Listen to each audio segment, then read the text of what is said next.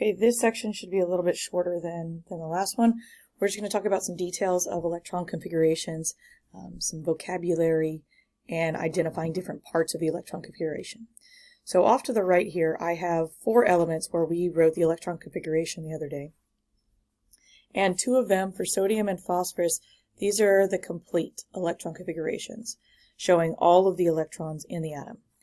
For strontium and bromine, these are the condensed, where we use the noble gas configuration, and then we just show that last set of electrons. So there's some definitions here on the types of electrons that you have to be able to identify that are important when we deal with bonding and all kinds of chemical compounds.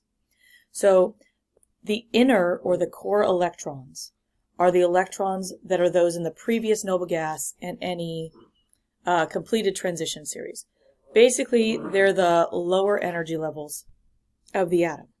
So just to show you an example, for sodium, the inner or core electrons would be those in energy levels number 1 and number 2. Doesn't matter what sublevel they're in, what letter, as long as they're in the inner energy levels, so 1 and 2. Okay, for phosphorus, the same thing. 1 and 2 are the inner energy levels. 3 is the outer energy level, that last one. Okay, and so the inner or core electrons are those. When you do the condensed electron configuration, the inners are noted by this noble gas. Those are the inner or core electrons. So then on the other hand, the outer electrons are those in the highest energy level. So the very last energy level that atom has. Okay, so for sodium, I've just got 1 electron sitting in the outer energy level.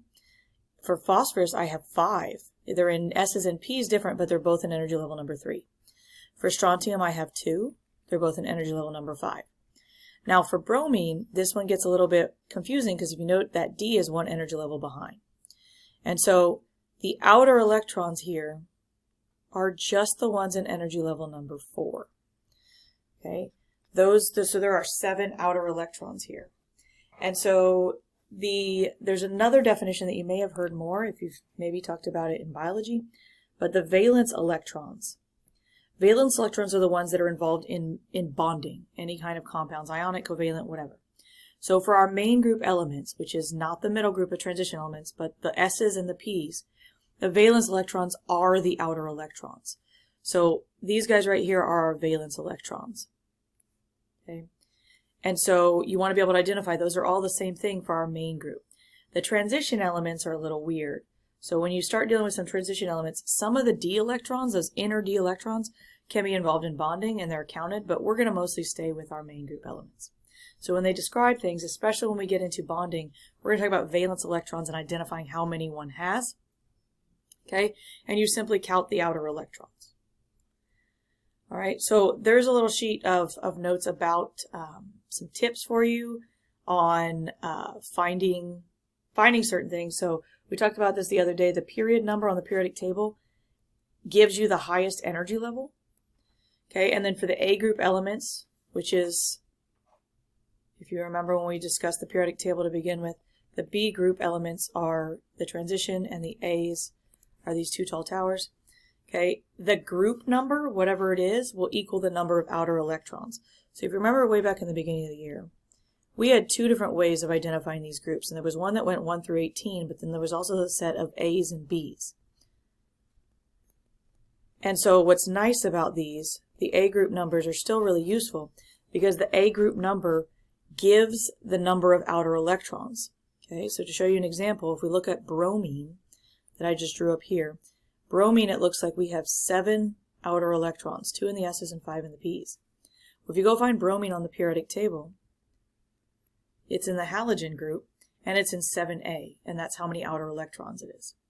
Okay, so the next 2 things on here deal a little bit more with quantum numbers and giving some formulas for how many electrons an energy level can hold.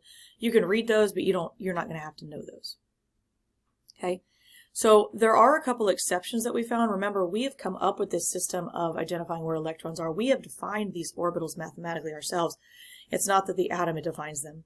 And so there are a few exceptions that we see when dealing with these orbital diagrams and these orbital fillings. And so 2 prominent ones, there are more than 2, but 2 prominent ones happen in the chromium family and then the copper family. Okay, so if you go find chromium on the periodic table, okay, and it is in the D group,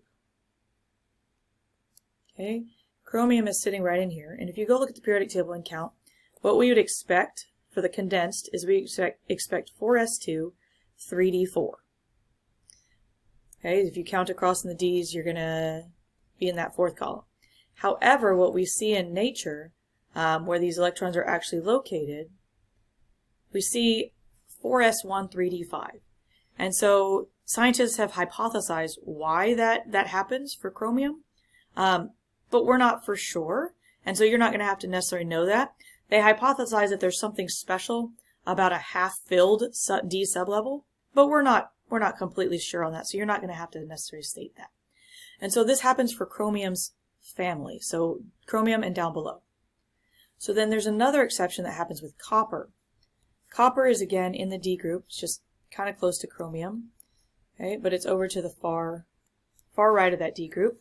And it's in the 9th column here of the D group. So if you count over, so you remember that there are 10 total in D. And so what we would expect for copper would be 4s2, 3d9. But when we look at it, we find 4s1, 3d10. And so there's something different about that one. And so again, they hypothesize that, all right, there's something better about that completely filled D sublevel versus one empty spot. Okay, so again, you're not going to have to know why, just kind of recognize that there are exceptions, so you may see them on your homework, and just be aware that there are some exceptions. So the F block, which we didn't do anything with, the F block down here has tons of exceptions, and you're not in any way going to have to memorize all those. We want to use these patterns for the ones that fit us most, and then we're just going to have to look at nature to see what the strange ones do. Okay? And so on the periodic table, if you look at certain elements, they have found that certain elements are particularly stable. And the most stable kinds of elements that we know are these noble gases. They don't bond with anyone, generally. They don't give electrons up, they don't get electrons, they don't share electrons. And so there's something special about them, and it's about their electrons and their energy levels. So if you remember when we were filling up energy levels, every time we hit a noble gas, we completely filled the energy level, and then when we moved to the very next atom, okay, so if we were dealing with neon, the very next atom is sodium, we had to start a whole new energy level. So there's something particularly stable about a completely full energy level.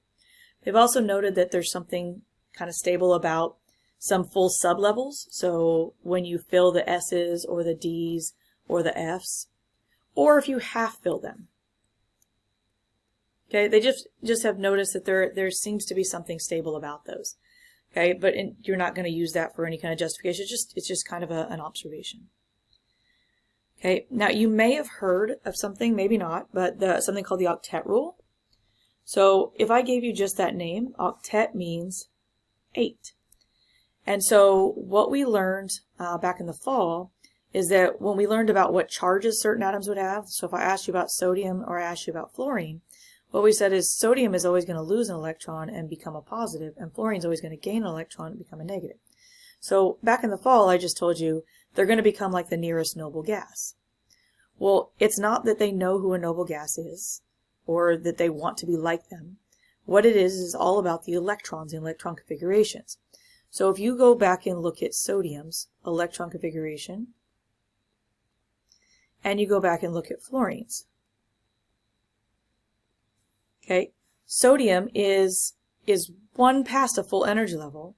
So if it loses that electron in that outer energy level, then it has a full energy level, and then it becomes pretty stable, and it doesn't tend to lose any more than that. It's full. On the other hand, fluorine has one more space available in that 2p orbital and can go to 2p6 here. Okay, and that's what F negative is, and then it becomes stable as well. And so where the octet rule, where the 8 comes from, is a full valence energy level.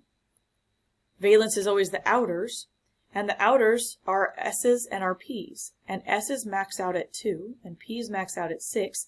And so when you add those together, you get your 8. So the octet rule says that atoms tend to gain or lose or share until they have 8 valence electrons, until they fill up that energy level. So they can lose some or they can gain some, but they generally end up with 8. That doesn't have to be. Some of them end up with more, less. They do strange things, but that is a generalization. Okay. And so we talked a little bit about the ion formation, but I want to go back over that and give you a new vocab word. Okay, so we just talked about sodium, that sodium tends to lose an electron and become Na+. If you go find phosphorus on the periodic table and look at what we kind of told you that the charges would be, you'll see that phosphorus, we said, was going to get a -3 charge. Well, if you look at phosphorus's valence, remember that's the outer energy level. To get a completely full energy level, phosphorus has 2 options. Either lose all of these so that it ends up just having 2 energy levels, which means it would have to lose all 5 of these electrons, or it can fill up this energy level, because there are 3 spaces in here, and become 3p6 there. And that's what we see generally happen. Not that they can't make it go the other way, but we see generally in nature phosphorus tends to gain 3. So then strontium, if you go find strontium on the periodic table, you'll find that we would have given it a +2 charge. So if you look, all I have is the condensed electron configuration here, but condensed still shows the valence. And so remember, krypton has a full energy level, but strontium has these extra 5s2.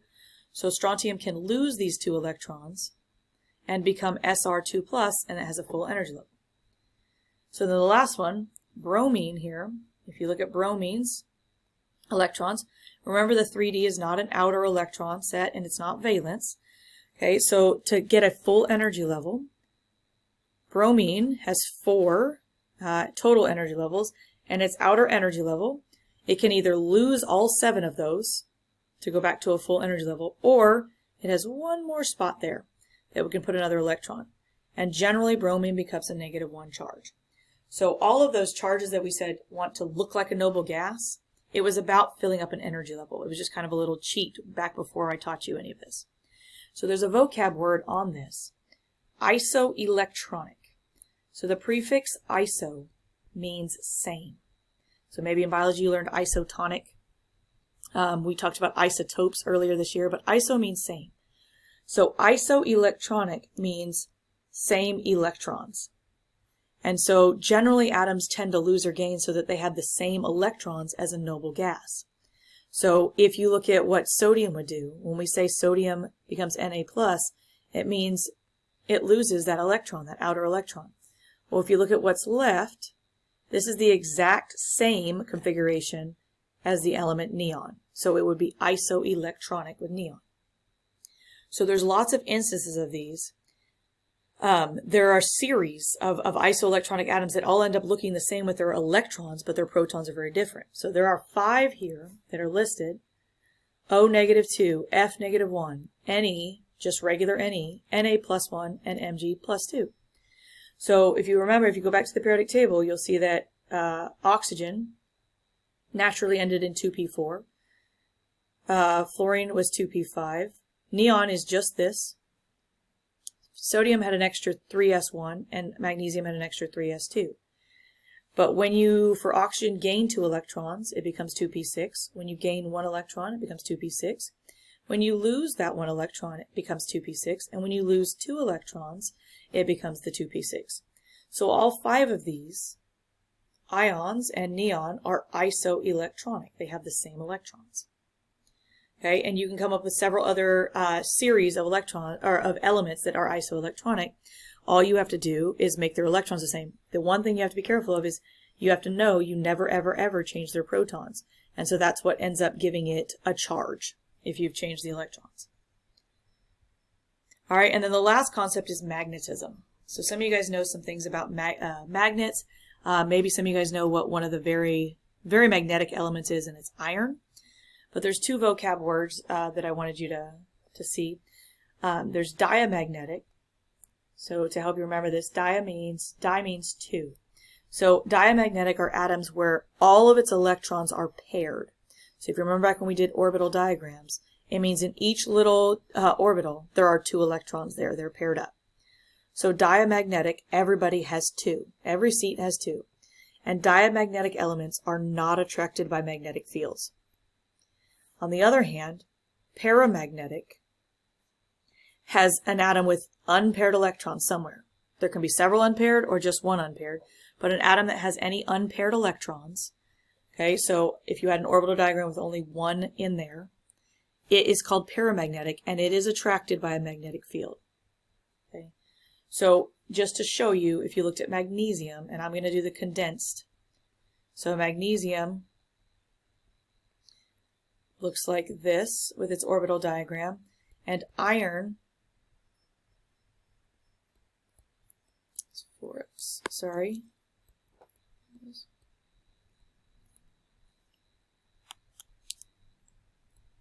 okay, is 4s2 and then 3d6. So iron has some unpaired electrons in its d orbitals. Magnesium, everybody is paired up. So the one that would be attracted to a magnetic field would be iron. The paramagnetic, the ones without pairs, are attracted by a magnetic field. Okay, so there's a brief review for you just to go back over some things, to write out electron configurations that we're going to do in class. You can go look those up, but I did want to just go over a couple rules to make sure you got them. The rule that states no two electrons can spin the same direction in a single orbital is the Pauli exclusion principle. And the rule that states that electrons will fill all empty orbitals before pairing with another electron is called Hund's rule. The other rule was called Aufbau, which says you have to go in order. Okay, and then we didn't do quantum numbers. So that's essentially it for electron configurations.